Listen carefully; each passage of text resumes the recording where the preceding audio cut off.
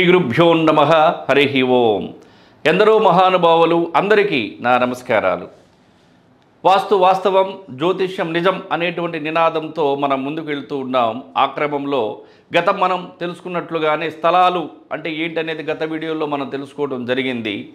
ఆ స్థలాల యొక్క లక్షణాలు ఏంటి, ఏ స్థలం ఎవరికి పనికొస్తుంది, దాని యొక్క ప్రభావం ఏంటనేది మనం తెలుసుకుంటూ ఉన్నాము. ఆ క్రమంలో ఈరోజు మనం తెలుసుకునేటువంటి విషయం ఏమిటంటే వాయువ్యం స్థలం. స్థలానికి కానీ గృహానికి కానీ పడమర లేదా ఉత్తరం రోడ్డు గనక ఉంటే దానిని వాయువ్యం స్థలం అంటారు, లేదా వాయువ్యం బ్లాక్ అంటారు. అంటే తూర్పు, పడమర, దక్షిణం, ఉత్తరం, ఈశాన్యం, నైరుతి, ఆగ్నేయం, వాయువ్యం. ఈ యొక్క వాయువ్య స్థలానికి సంబంధించి కూడా గృహ నిర్మాణానికి కానీ లేదా వ్యాపార నిర్మాణానికి సంబంధించి రెండింటికి కూడా పనికి వస్తుంది.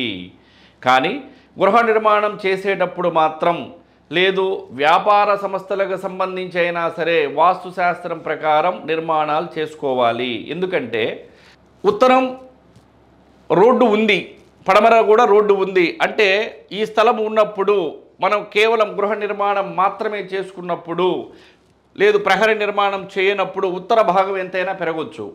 కానీ వాయువ్యం మూల పెరగకూడదు. అంటే రోడ్డు ఉంటుంది కాబట్టి ఆ రోడ్డు మనది కాకపోయినా సరే మన స్థలం పక్కన ఉంటుంది కాబట్టి ఆ పక్కన రోడ్డు ఉండటం వలన మన స్థలానికి వాయువ్యం బ్లాక్, వాయువ్యం స్థలం అయింది కాబట్టి మన ప్రహరీ లేనప్పుడు వాయువ్యం మూల పెరుగుతుంది కాబట్టి దాని ప్రకారం కూడా మనం తస్మాత్ జాగ్రత్తగా ఉండాల్సినటువంటి అవసరం ఎంతైనా ఉంది. ఏ స్థలానికి సంబంధించి అయినా సరే స్థలం ఉన్నప్పుడు తెంపు అనేది కావాలి. ఎందుకంటే రోడ్లు ఏ రోడ్డు ఏ డైరెక్షన్లో ఉంది, తూర్పు ఉందా, ఉత్తరం ఉందా, దక్షిణం ఉందా, పడమర ఉందా, ఇటుంది అనేటువంటిది చూసుకోవాలి.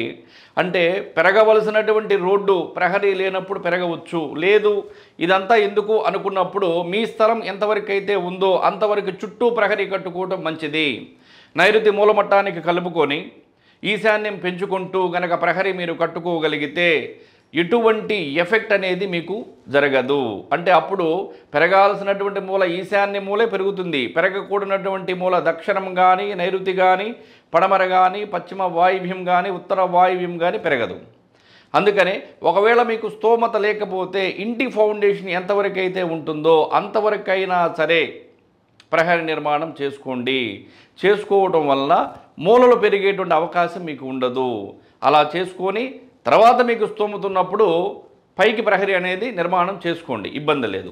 కానీ ఎటువంటి పరిస్థితుల్లో కూడా ప్రహరీ కట్టకుండా మాత్రం నిర్మాణాలు చేస్తే, లేదు వాస్తు ప్రకారం వాస్తుశాస్త్రాన్ని మనం పాటించకుండా నిర్మాణాలు కనుక చేస్తే ఖచ్చితంగా కూడా మనకి ఇబ్బందులు కలుగుతాయి.